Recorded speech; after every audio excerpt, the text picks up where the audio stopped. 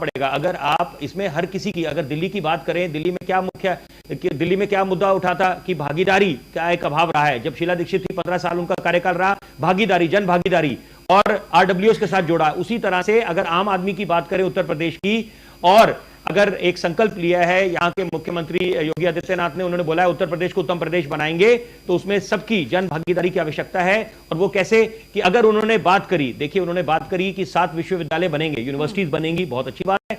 तो इसमें इनको देखना चाहिए, सियासी चश्मा उतार के देखना चाहिए कि अगर आवंटन हुआ है उसके लिए और एक सोच गई है तो स्वागत करना चाहिए। और क्योंकि ये तो जानित की बात है कि यहाँ पूरा आपका प्रदेश का विकास होगा और बच्चों का भविष्य उज्जवल होगा। उसी तरह से आप बात देखें कि अगर जल, पहले सुन लीजिए, देखिए ये गलत बात है, ये अभी दूसरे में आप उसके बाद धर्मवीर जी, मैं आग्रह करता हूं, धर्मवीर जी ये चीज, ये तरीका नहीं है। धर्मवीर जी बहुत समय लिया सर, प्लीज एक एक करके रिएक्शन लेने दीजिए, बाद में आप काउंटर कर लीजिएगा सेकंड हाफ में। लेकिन जल और हरियाली की बात करते हैं, देखिए कितना ज्वलन मुद्दा है कि हम कैसे उसको नजरअंदाज कर सकते हैं। और आप वही बात करते हैं, हम रेन वाटर हार्वेस्टिंग की बात करते थे, ये वो दौर है जहां पर वेस्ट वाटर को रिसाइकलिंग करना पड़ेगा, रिवर रिजुविनेशन करनी पड़ेगी, वाटर कैसे रिचार्ज हो। क्योंकि और अगर प्रधानमंत्री ने एक अच्छी एम्बिशियस स्कीम की घोषणा करी है नल से जल, और उस तरीके से कि किस तरह से हर घर जल पहुंचाया जाए, तो ये अच्छी बात है। जो भी उनका उन्होंने लक्ष्य रखा 2024, तो अगर मुख्यमंत्री योगी अपनी तरफ से पहल कर रहे हैं अपने प्रदेश के लिए तो बहुत अच्छी बात है। दूसरी बात, हरियाली हम सब समझते हैं उसकी अहमियत क्या है ग्लोबल वार्मिंग के दौर में, और ये सबका एक संकट चल रहा है उस समय, तो उसमें सबकी आवश्यकता है कि सब भागीदारी लें। उसके साथ साथ अगर पर्यटन को बढ़ा दिया जा रहा है, देखिए दोनों चीजें हैं, पर्यटन होगा तो उसमें रोजगार मिलेंगे लोगों को और आपके प्रदेश का विकास होगा।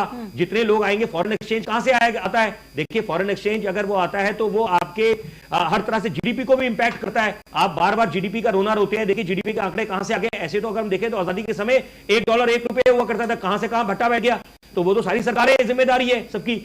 उसके साथ साथ सबसे बड़ी बात आप देखें कि परिवहन की अगर बात करते हैं कि कैसे ट्रांसपोर्टेशन को बढ़िया करा जाए, तो वो भी अच्छी पहल है। उसके साथ साथ जेवर एयरपोर्ट के लिए कितने करोड़ों का अगर इन्होंने एक आवंटन करा है तो वो अच्छी बात है। उसके साथ साथ सबसे अहम बात मैं बोलना चाहूंगा कि जिस तरह से एक्सप्रेस वेज, डिफेंस कॉरिडोर, ये जो बुंदेलखंड जो एक्सप्रेस वे है उसके आसपास का सारा इलाका जो है, तो ये विकास नहीं है तो क्या है, ये तो सियासी चश्मा आपको उतारना पड़ेगा।